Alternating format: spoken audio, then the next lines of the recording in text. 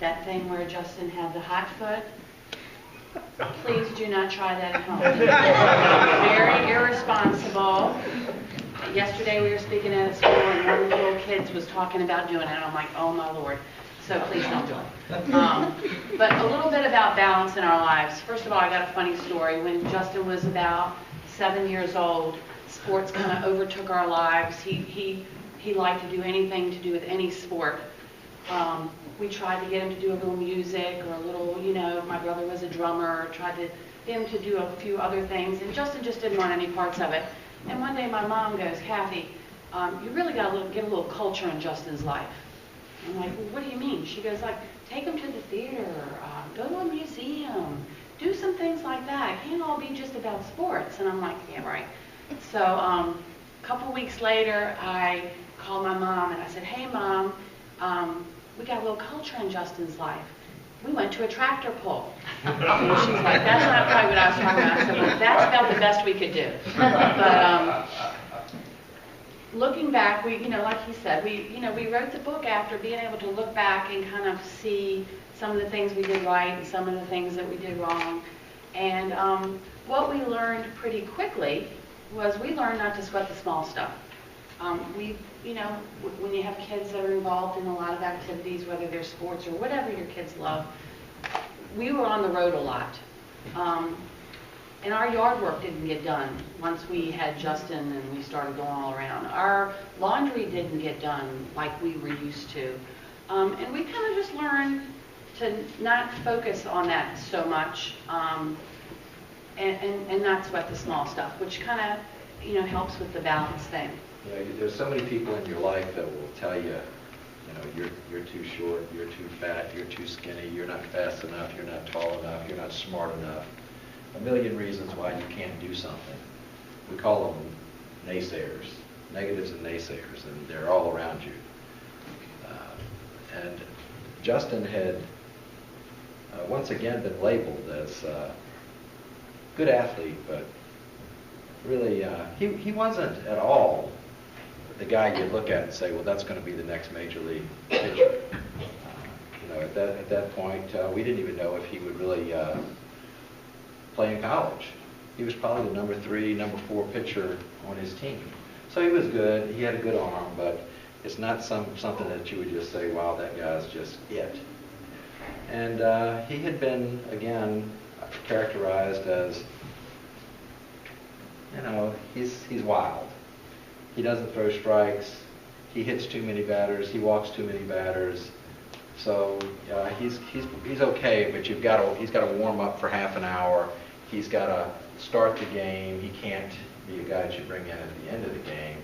So in this situation, with a berth in the National Finals on the line, the coach calls on Justin to come in to close, nursing like a 1-run lead at the end of the game, and you should have heard the parents.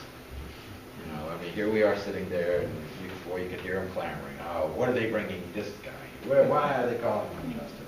He's going to hit somebody. He's going to hurt somebody, and he has hit a few people. As a matter of fact, he was trying. There was a movement to try to have him thrown out of his little league because the kids were terrified of it. He hit 2 or 3 kids in the head, and it was bad for a while.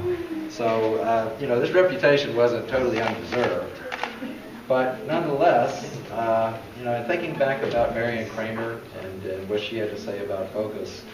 Bob called on Justin that day, and he came in and shut down the side, and got us the win, got us out of the inning, no margin for error. And so afterwards, I was talking to Bob, and he's still a dear friend today. I said, Bob, by the way, what were you thinking about Justin? And he said, now remember Marion Kramer, what she said. He said, I just needed to put Justin in a situation where he had to focus. I knew he could do it. He needed somebody to show confidence in him, and I needed to put him into a situation where he didn't have any margin for error. And so we talk again about gifts, and I'm thinking, wow, this with all this, supposed significance of this 15-year-old game and a national championship and all the hullabaloo that comes along with that, This man's thinking about our son. He's thinking about his future, and he's thinking, I've got an opportunity right here to show some confidence in this kid where others have not. And I'm going to put him out there. I just gave myself chill bumps. I usually do that 3 or 4 times every time we talk about this, because I just truly believe that changed his life. Justin used to like to, we practiced a lot of baseball. He had their team practices, but we kind of like to have a good old-fashioned Verlander family practice. So we had a big old bucket of balls and bats and stuff, and we'd go out and the boys would practice. And for anybody that knows much about baseball, pitchers like to do that long toss. I'm the mom. I don't really know exactly why they do it, but I'm assuming, they try to throw the ball really far. They start out close together and get farther and farther apart, and probably just stretches out things that a pitcher needs to stretch out.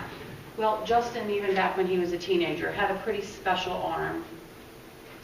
So he could throw, once he got warmed up, he could throw a ball from one goal post on a football field to another. I mean, it was really amazing to see.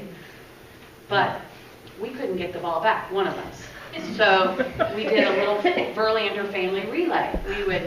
He would start it, then he would throw it to me, I would relay it to Ben, and then Ben would get it back to Justin.